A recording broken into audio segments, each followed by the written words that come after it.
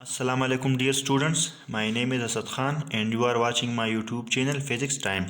और आज का जो हमारा लेक्चर है वो है dimension of physical quantities.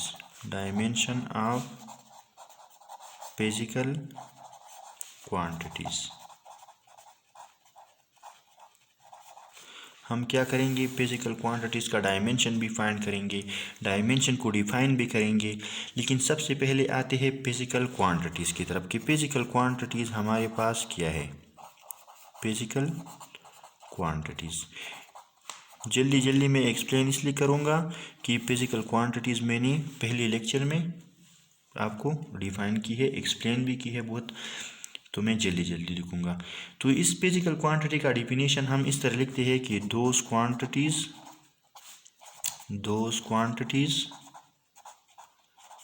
which can be measured, वो क्वांटिटीज़ जिसका हम मेजरमेंट कर सकते हैं उसको हम क्या बोलते हैं, फिजिकल क्वांटिटीज़। और जिन क्वांटिटीज़ का हम मेजरमेंट नहीं ले सकते उसको हम फिर फिजिकल क्वांटिटीज़ नहीं कह सकते। ठीक है, फिजिकल क्वांटिटी सिर्फ वो क्वांटिटीज़ है जिसको हम मेजर कर सकते हैं।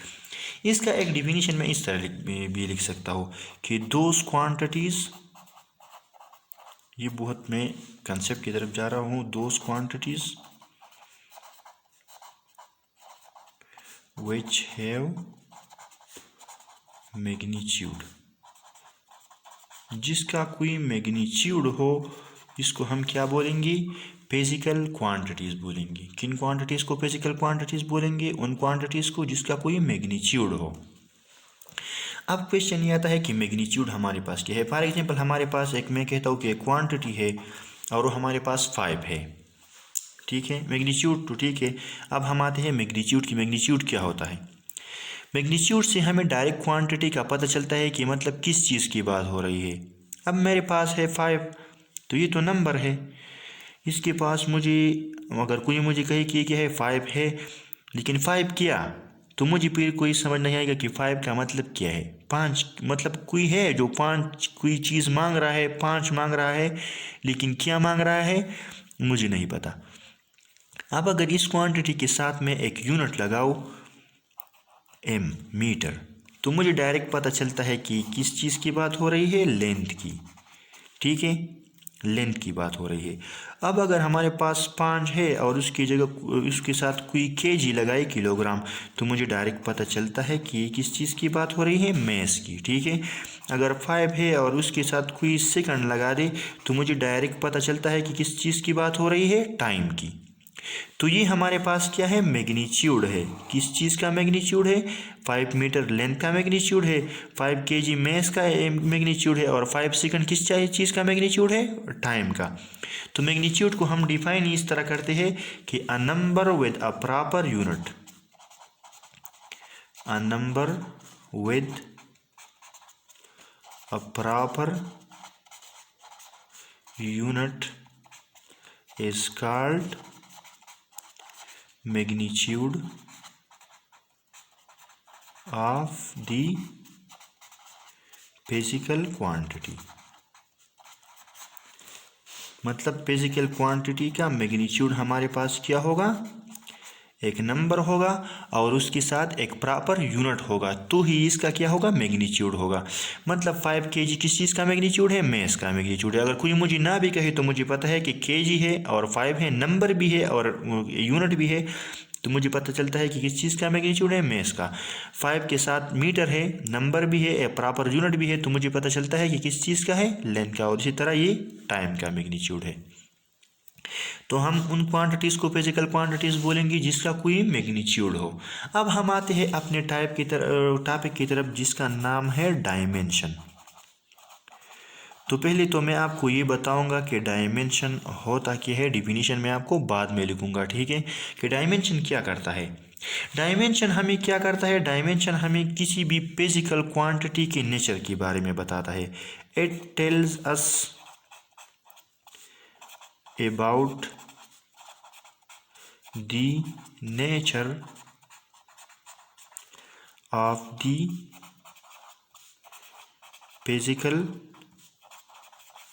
quantities। डायमेंशन क्या करता है, हमें फिजिकल क्वांटिटीज़ के नेचर के बारे में बताता है। और नेचर का मतलब है कि मतलब ये किन बेस क्वांटिटीज से बनी है, कि that from which base quantities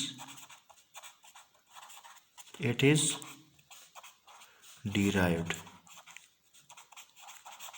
ठीक है, इट इज डिराइव्ड की जगह मैं लिखूंगा मेड।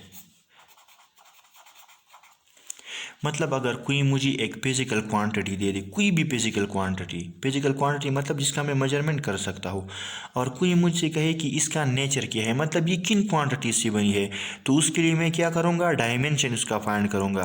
कैसे फाइंड करूँगा वो मैं आपको बताऊँगा, लेकिन डायमेंशन हमें क्या फिर बता के देगा, डायमेंशन हमें ये बताएगा कि ये क्वांटिटी किन बेस क्वांटिटी से बनी है। ठीक है, और किस रेशो में बनी है और किन बेस क्वांटिटी से मिल के बनी है, तो उसको हम क्या बोलेंगे फिर, डायमेंशन। लेकिन ये डायमेंशन हमें इस फिजिकल क्वांटिटी की मैग्नीट्यूड या डायरेक्शन के बारे में नहीं बताएगा। मैग्नीट्यूड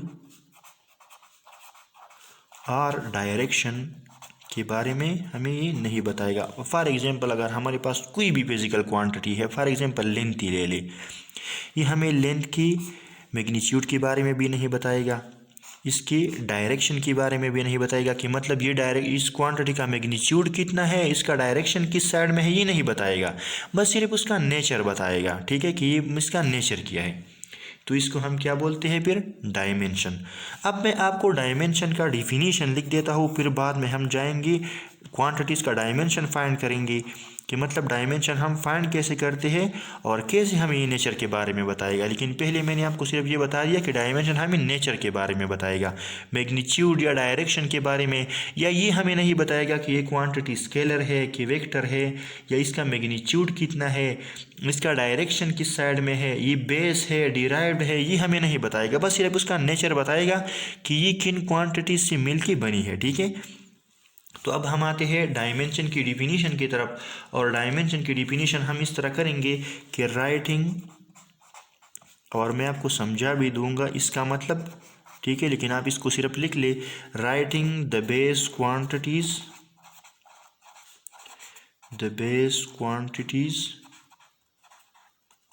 सिंबल्स, बेस क्वांटिटीज के सिंबल को हम स्क्वायर ब्रैकेट में लिखेंगे, in square brackets is called dimension. मतलब जब हम बेस क्वांटिटीज़ की जो सिंबल है उसको हम स्क्वायर ब्रैकेट्स में लिखते हैं, तो इसको हम क्या बोलते हैं, डायमेंशन। बस इसका सिर्फ डिफिनीशन है कि डायमेंशन होता क्या है। बाकी डायमेंशन का तो मैंने आपको बता दिया कि डायमेंशन हमें किसी क्वांटिटी, किसी फिजिकल क्वांटिटी के नेचर के बारे में बताएगा। फॉर एग्जांपल हमारे पास एक बेस क्वांटिटी है लेंथ हमारे पास बेस क्वांटिटी है कि नहीं है। तो लेंथ का डायमेंशन हम किस तरह लिखेंगे, एल लिखेंगे और इसको स्क्वायर ब्रैकेट में बंद करेंगे, ये क्या हो गया, लेंथ का डायमेंशन।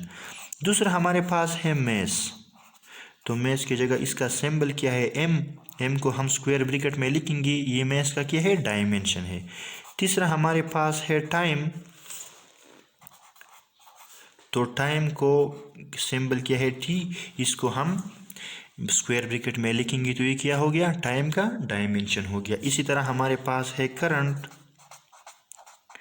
तो करंट का जो सिंबल है आई, इसको जब मैं स्क्वायर ब्रैकेट्स में लिख देता हूँ तो इसका क्या हो गया, डायमेंशन। हमारे पास सब बेस क्वांटिटीज़ है, सबके सिंबल को जब हम इस तरह स्क्वायर ब्रैकेट में लिखते हैं तो ये हमें क्या बताता है कि इसका डायमेंशन है। ठीक है, ये तो है डायमेंशन इसका। अब मैं आपको बताऊंगा कि किसी क्वांटिटीज़, फिजिकल क्वांटिटीज़ की नेचर के बारे में डायमेंशन हमें कैसे बताएगा। ठीक है, मैं आपको एग्जांपल देता हूँ। अब एक छोटा सा, हमारे पास डिफरेंट टर्म्स है। एक है हमारे पास डिस्टेंस, दूसरा है डिस्प्लेसमेंट,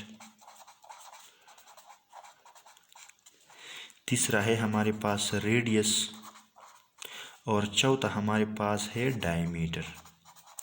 अगर आप देख लें तो ये मुख्तलिफ टर्म है एक दूसरे से। डिस्टेंस अलग होती है, डिस्प्लेसमेंट एक अलग टर्म है, रेडियस अलग है और डायमीटर अलग है। इसकी डिफिनीशन फार्मूला सब क्या है, अलग है।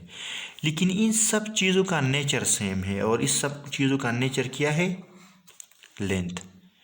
मतलब ये सब चीज़ें जब हम पढ़ते हैं तो हम असल में क्या पढ़ते हैं, लेंथ को पढ़ते हैं। ठीक है, तो इन सब चीज़ों ये आपस में तो डिफरेंट है, लेकिन इन सब का नेचर क्या है, सेम है। और नेचर इसका क्या है, डायमेंशन इसका क्या है, लेंथ है। मतलब जब हम डिस्टेंस की बात करते हैं तो असल में हम किस चीज़ की बात करते हैं, लेंथ की। डिस्प्लेसमेंट की बात करते हैं तो असल में हम किस चीज़ की बात करते हैं, लेंथ की। इस तरह रेडियस में और डायमीटर में हम किस चीज़ की बात करते हैं, लेंथ की।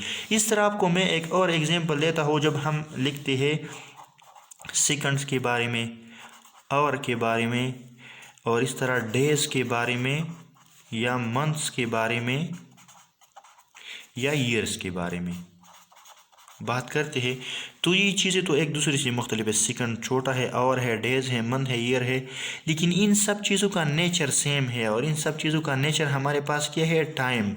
असल में हम क्या डिस्कस करते हैं, टाइम को डिस्कस करते हैं। ठीक है, तो ये आपस में है तो मुख्तलिफ, लेकिन इन सब का नेचर सेम है। और नेचर इसका क्या है, टाइम है। मतलब हम जब कोई ईयर्स, मंथ, डेज, आवर्स या सेकंड की बात करेगा तो असल में किस चीज़ की बात करेगा, टाइम की बात करेगा। ठीक है, तो इसका नेचर हमें क्या है, सेम है। तो डायमेंशन असल में हमें क्या बताता है, किसी चीज़ की नेचर के बारे में बताता है कि इसका नेचर क्या है। अब हम आते हैं डायमेंशन की तरफ कि डायमेंशन को फाइंड कैसे करेंगे, लिखेंगे कैसे, और ये हमें नेचर के बारे में कैसे बताएगा। तो हमारे पास एक टर्म है, और वो टर्म है हमारे पास वेलोसिटी। आपको वेलोसिटी का पता है।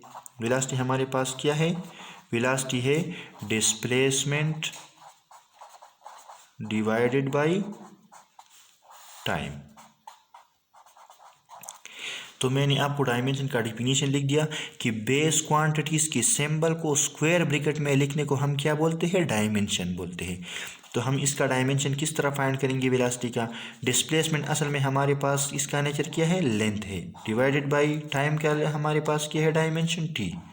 लेकिन हम इसको इस तरह नहीं लिखेंगे, हम एक ही रो में लिखेंगे। ठीक है, ये टी जब हमारे पास अब +1 है, +1 पावर हम नहीं लिखते, ये जब ऊपर जाएगा तो हमारे पास क्या बन जाएगा, ये एल है, और ये हमारे पास क्या है, t-1 बनेगा। ठीक है, जब ये ऊपर गया तो इसका पावर क्या बन गया, -1। लेकिन इसको हम एक ही ब्रैकेट में लिख सकते हैं, तो ये हमारे पास बन गया LT-1। और ये हमारे पास क्या है, ये हमारे पास है वेलोसिटी का डायमेंशन। वेलोसिटी का डायमेंशन हमारे पास क्या है, LT-1। तो अब हम सिंपली अगर कहें तो हमें पता चल गया, अब डायमेंशन से हमें पता चल गया कि वेलोसिटी किन चीज़ों से बनी है, लेंथ और टाइम से बनी है। ठीक है, वेलोसिटी हमारे पास किस चीज़ से बनी है, लेंथ और टाइम से।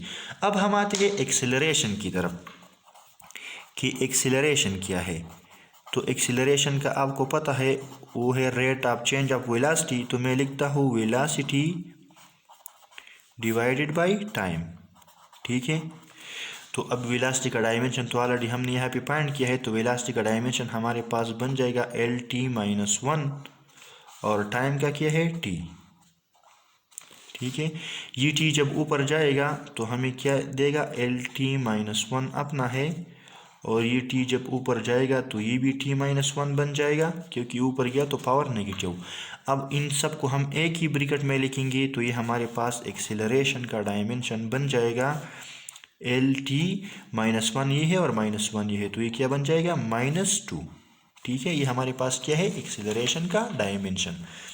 अब हम आते हैं फोर्स के डायमेंशन की तरफ, और हमें पता है फोर्स हमारे पास क्या है, मास मल्टीप्लाइड बाय एक्सेलरेशन।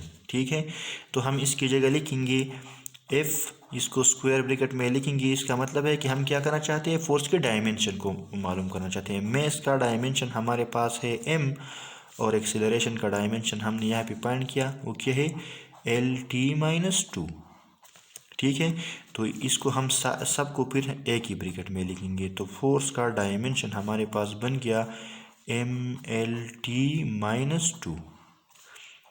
मतलब फोर्स हमारे पास किन चीज़ों से बनी है, मास, लेंथ और टाइम से बनी है। ठीक है, फोर्स का ये नेचर हमें डायमेंशन ने बता दिया कि इसका क्या है, नेचर है। अब हम आते हैं वर्क की तरफ कि हमारे पास फॉर एग्जांपल वर्क, हमारे पास वर्क का डायमेंशन क्या है, वर्क किन किन चीज़ों से बना है, ये हमारे पास बना है फोर्स ज़रब डिस्प्लेसमेंट से।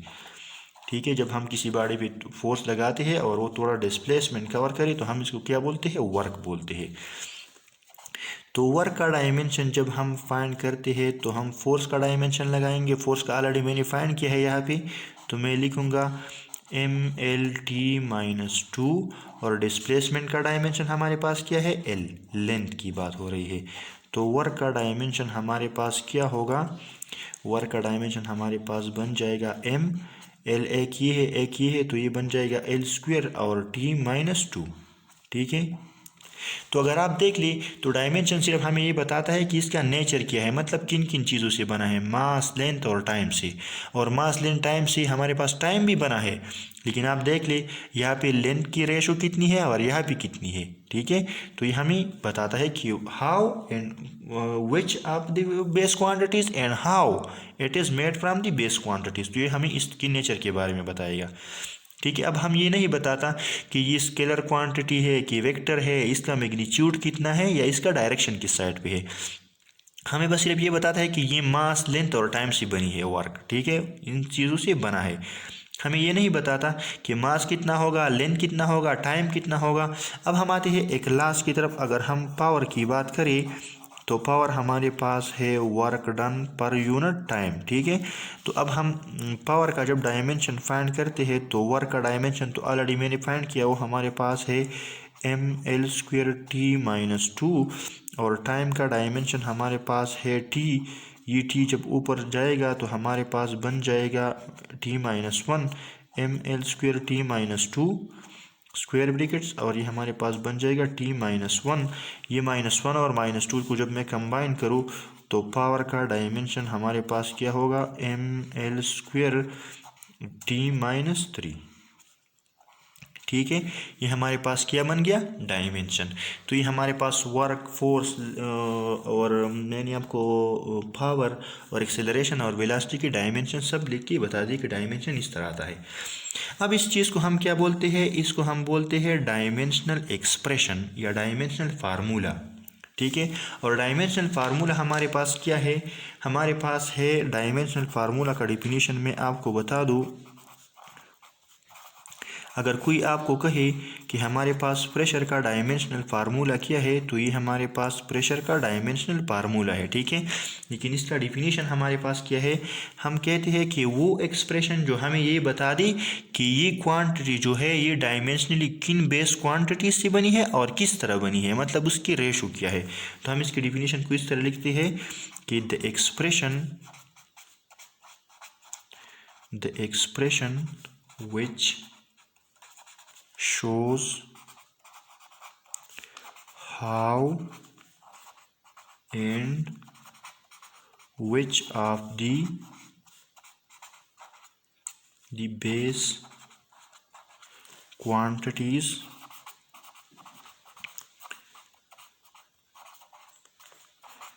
represent the physical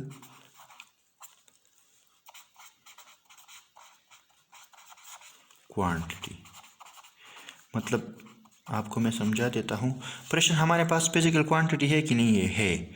अब ये डायमेंशन का जो फार्मूला है ये एक ऐसा एक्सप्रेशन है जो हमें ये बताएगा कि how and which of the base quantity represent the physical quantity, कि ये फिजिकल क्वांटिटी किन बेस क्वांटिटी से बनी है और किस तरह बनी है, मतलब इसकी रेशो क्या है, ठीक है। तो इसको हम क्या बोलते हैं, फिर डायमेंशनल फार्मूला इसको हम बोलते हैं।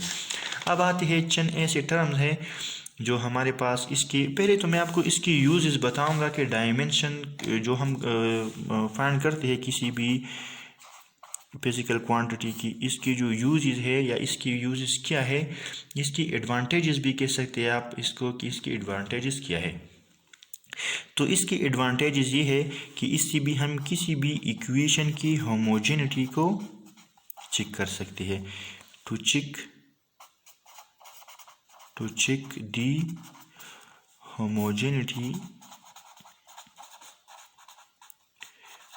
homogeneity of an equation, कि मतलब अगर हमारे पास कोई इक्वेशन है और हम ये मालूम करना चाहते हैं कि ये इक्वेशन डायमेंशनली करेक्ट है कि नहीं है, तो इसको हम क्या, करेक्टनेस ऑफ द इक्वेशन भी हम लिख सकते हैं। To check the correctness of an equation. कि मतलब जब हम किसी इक्वेशन को इस तरह फाइंड करते हैं कि ये डायमेंशनली करेक्ट है कि नहीं, तो इसके लिए हम क्या यूज़ करते हैं, डायमेंशन को यूज़ करते हैं। मैं आपको एक छोटा सा एग्जांपल दूंगा। एक एग्जांपल है हमारे पास एक इक्वेशन है और वो इक्वेशन हमारे पास है first equation of motion. First equation of motion. और मैं अब इसको डायमेंशन के ज़रिए फाइंड करूँगा कि ये इक्वेशन हमारे पास डायमेंशनली करेक्ट है कि नहीं है। और इक्वेशन हमारे पास है v f is equal to v i plus a t. ये हमारे पास इक्वेशन है, इक्वेशन नंबर 1। ये फर्स्ट इक्वेशन ऑफ मोशन है। आई होप आपको पता होगा। अगर नहीं पता तो मैं आने वाले लेक्चर में इसको भी एक्सप्लेन करूँगा कि फर्स्ट इक्वेशन ऑफ मोशन हमारे पास क्या है। अब मैं इसको चेक करता हूँ कि ये इक्वेशन हमारे पास डायमेंशनली करेक्ट है कि नहीं है। तो मैं क्या लगाऊंगा, वेलोसिटी का डायमेंशन इस साइड पे भी लगाऊंगा, इस साइड पे भी लगाऊंगा, एक्सेलरेशन का डायमेंशन लगाऊंगा और टाइम का। तो पहले मैं सब चीज़ों का डायमेंशन इस जगह पे फाइंड करता हूँ ताकि आपको फिर कोई मसला ना हो। आपको पता है वेलोसिटी हमारे पास क्या है, डिस्प्लेसमेंट डिवाइडेड बाय टाइम। तो इसका डायमेंशन हमारे पास है L divided by T square और ये बन जाता है LT-1, क्योंकि ये टी जब ऊपर जाता है तो -1 बन जाता है। ऑलरेडी मैंने फाइंड किया है इसी लेक्चर में थोड़ा पहले, तो इसलिए मैंने यहाँ पे डायरेक्टली लिख दिया। अगर फाइनल वेलोसिटी है या इनिशियल वेलोसिटी है, डायमेंशन तो यही होगा, ठीक है। अब हम आते हैं एक्सेलरेशन की तरफ। तो एक्सेलरेशन हमारे पास है वेलोसिटी बाय टाइम और वेलोसिटी का डायमेंशन हमारे पास है LT-1 और टाइम का डायमेंशन बन गया t। ये t जब ऊपर जाएगा तो ये भी -1 बन जाएगा। तो हमारे पास होगा LT-1, एक ये है, और जब ये t ऊपर जाएगा तो ये भी -1 हो जाएगा। दोनों को हम कंबाइन करते हैं तो एक्सीलरेशन का जो डायमेंशन, इसको स्क्वायर ब्रैकेट में बंद करेंगे क्योंकि हम डायमेंशन की बात कर रहे हैं। तो ये हमारे पास बन जाएगा LT-2, ठीक है। तो वेलोसिटी का LT-1 और एक्सेलरेशन का LT-2। अब इस डायमेंशन को मैं यहाँ पे लगाऊंगा कि डायमेंशन इक्वेशन हमारे पास करेक्ट है कि नहीं है, ठीक है। तो वेलोसिटी का डायमेंशन हमारे पास क्या है, LT-1। इस साइड क्या ये हो गया, वेलोसिटी का डायमेंशन हमारे पास है LT-1 और प्लस एक्सीलरेशन का डायमेंशन हमारे पास है LT-2 और टाइम का हमारे पास क्या है t, ठीक है। देख लो, वेलोसिटी का LT-1 और एक्सीलरेशन का LT-2 सबको अपनी अपनी जगह पे मैंने लगा दिया। अब इस साइड को देख लो, LT-1 ये भी हो गया LT-1 प्लस, अब देख ली इन दोनों को मैं एक ही स्क्वायर ब्रैकेट में लिखूंगा। तो ये -2 है और ये +1 है, एंड -2 + 1 हमारे पास क्या आ जाएगा, -1। तो ये हमारे पास बन जाएगा LT-1। ये -2 से +1 को मैंने क्या किया, -2 के साथ +1 को ऐड कर दिया या -2 से 1 को सब्ट्रैक्ट कर दिया, ठीक है, +1 को। तो हमारे पास आ गया -1। तो इस साइड पे है LT-1 और इस साइड पे एक LT-1 ये है, एक LT-1 ये है। तो ये हमारे पास बन गया 2LT-1 और 2 तो कांस्टेंट है। तो इस साइड का डायमेंशन LT-1, इस साइड का डायमेंशन भी LT-1। तो मैं कहता हूँ कि left hand side is equal to right hand side. लेकिन कैसे, dimensionally left hand side is equal to right hand side. मतलब ये हमारे पास ये इक्वेशन होमोजीनियस इक्वेशन है, मतलब फर्स्ट इक्वेशन ऑफ मोशन जो है वो हमारे पास डायमेंशनली करेक्ट है। तो ये इसकी एडवांटेजेस है। अब मैं लिमिटेशन लिखूंगा तो नहीं, लेकिन सिर्फ आपको बता दूं कि ये ज़रूरी नहीं है कि अगर कोई इक्वेशन डायमेंशनली करेक्ट हो तो वो करेक्ट होगा। अगर डायमेंशनली गलत है कोई इक्वेशन तो वो तो सवाल ही पैदा नहीं होता, वो तो फिर गलत होगा। अगर डायमेंशनली करेक्ट नहीं है तो हम गलत कंसिडर करेंगे। लेकिन अगर कोई इक्वेशन हमारे पास बाई चांस डायमेंशनली करेक्ट हो गया तो इसका मतलब ये नहीं कि वो ठीक होगा, ठीक है। तो आपको ये जहन में रख देना चाहिए। अब हम आते हैं, एक 2-3 टर्म है डायमेंशन के साथ, वो हम लिखेंगे डायमेंशनल। ऐसे टर्म है जो डायमेंशन के साथ एसोसिएटेड है। पहला टर्म है हमारे पास डायमेंशनल वेरिएबल। डायमेंशनल वेरिएबल्स लिखूंगा मैं, डायमेंशनल वेरिएबल। तो हमारे पास वो फिजिकल क्वांटिटीज़ जिसका कोई डायमेंशन तो हो लेकिन किस नेचर का हो, वेरिएबल मैग्नीट्यूड का हो, तो उसको हम क्या कहेंगे, डायमेंशनल वेरिएबल। मैं लिखता हूँ कि दोज फिजिकल क्वांटिटीज़, जल्दी जल्दी मैं लिख देता हूँ क्योंकि हमारे पास इकाई है और आपको तो समझ आ गया होगा। Those physical quantities which have dimension but variable magnitude, इसको हम क्या बोलेंगे? Dimensional variable. डायमेंशन तो है लेकिन वेरिएबल मैग्नीट्यूड है, तो इसको हम क्या बोलेंगे? Dimensional variable. फॉर एग्जांपल हमारे पास फोर्स है, फोर्स का डायमेंशन तो है, क्या है फोर्स का डायमेंशन? mlt-2, लेकिन इसका मैग्नीट्यूड वेरिएबल होता है। फोर्स हमारे पास कांस्टेंट तो नहीं होता, फोर्स कम भी होगा ज़्यादा भी होगा, तो इसको हम डायमेंशनल वेरिएबल बोलेंगे। इस तरह हमारे पास है एक्सीलरेशन, इसका डायमेंशन तो है लेकिन मैग्नीट्यूड इसका क्या है? वेरिएबल है, तो इसको हम क्या बोलेंगे? Dimensional variable.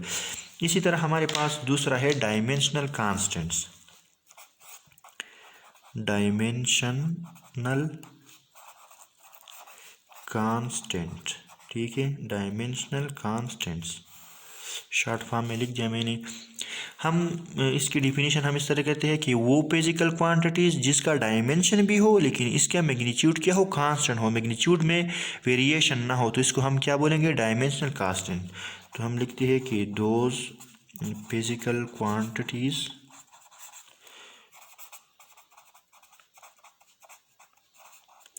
which have dimension but constant magnitude, तो इसको हम क्या बोलेंगे? Dimensional constant. और इसका एग्जाम्पल हमारे पास है speed of light. Speed of light C का हमारे पास मैग्नीट्यूड तो है lt-1 है, ठीक है, स्पीड, लेकिन हमारे पास ये क्या है? इसका जो ये मैग्नीट्यूड होगा वो हमारे पास क्या है? कांस्टेंट है, 3 × 10⁸ मीटर पर सेकंड है ये हमारे पास, ठीक है। तो इसका डायमेंशन तो है लेकिन इसकी वैल्यू क्या है? एक कांस्टेंट वैल्यू है, इसका मैग्नीट्यूड चेंज नहीं होगा हमारे पास, तो इसलिए हम इसको डायमेंशनल कांस्टेंट बोलते हैं। इस तरह हमारे पास एक और भी है ग्रेविटेशनल कांस्टेंट g, ठीक है, और इसको हम न्यूटन लॉ ऑफ ग्रेविटेशन से फाइंड करते हैं, Gm1m2 डिवाइडेड बाई r²। तो जब g को हम फाइंड करते हैं तो ये हमारे पास बन जाता है Fr² डिवाइडेड बाई m1m2, ठीक है। इसका डायमेंशन बहुत इजी है, आप लोग खुद फाइंड करें। अगर किसी को मसला है तो कमेंट बॉक्स में लिख दी, मैं आपके लिए एक शॉर्ट सी वीडियो में इन सब चीज़ों का डायमेंशन, जिसके भी आपको डायमेंशन नहीं आता वो मैं एक वीडियो में बनाऊंगा, ठीक है। लेकिन इसका जो डायमेंशन होगा, डायमेंशन तो अब इसलिए है लेकिन डायमेंशन क्या होगा? कांस्टेंट होगा, चेंजिंग मैग्नीट्यूड वाला नहीं होगा, तो इसलिए हम इसको डायमेंशनल कांस्टेंट बोलते हैं। अब हम आते हैं तीसरी टर्म की तरफ, वो हमारे पास है डायमेंशनलेस वेरिएबल। डायमेंशनलेस वेरिएबल, जैसे कि नाम से जाहिर है कि डायमेंशन नहीं होगा, डायमेंशनलेस है, लेकिन मैग्नीट्यूड क्या होगा? वेरिएबल मैग्नीट्यूड होगा। तो हम लिखते हैं कि those physical quantities which have no dimension but variable magnitude। Dimension तो नहीं है लेकिन मैग्नीट्यूड क्या है? वेरिएबल है, तो इसको हम क्या बोलेंगे? Dimensionless variable. और इसकी एग्जांपल जो हमारे पास है वो हमारे पास है रेडियन और स्टेरेडियन। और रेडियन और स्टेरेडियन हमारे पास क्या है? रेडियन हमारे पास है प्लेन एंगल और स्टेरेडियन हमारे पास क्या है? Solid angle. और ये वो फिजिकल क्वांटिटीज़ है जिसका न तो डायमेंशन है और इसके मैग्नीट्यूड क्या है? वेरिएबल है, तो इसको हम डायमेंशनलेस वेरिएबल कहते हैं।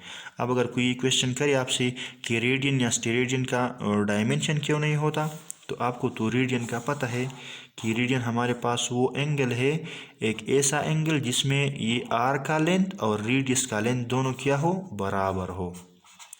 तो इसको हम क्या बोलते हैं, रेडियन। लेकिन अगर आप देख ले इसका नेचर हमारे पास क्या है, आर का डिस्टेंस है तो लेंथ है और रेडियस भी असल में हमारे पास लेंथ है, तो एल एल के साथ कट जाता है, तो इसका कोई डायमेंशन नहीं होता।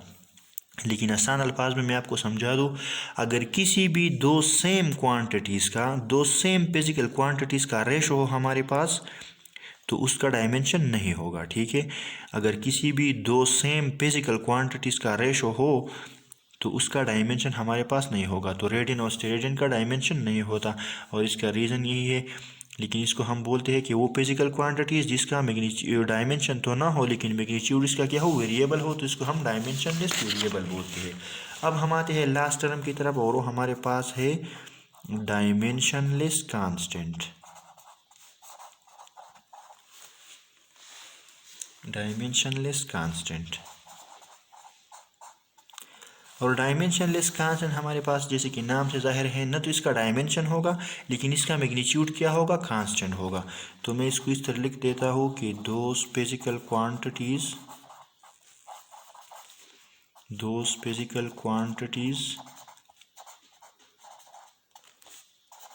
which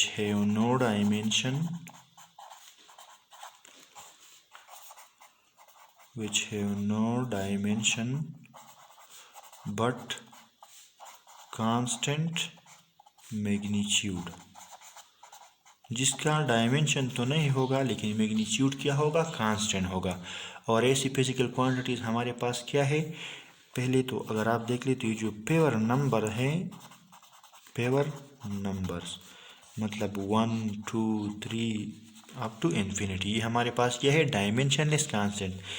एक 1 का डायमेंशन क्या है, नहीं है, 2 का भी डायमेंशन नहीं है, 3 का, हमारा एग्जांपल इस तरह इसकी कोई किसी भी पेवर नंबर का डायमेंशन हमारे पास नहीं होता।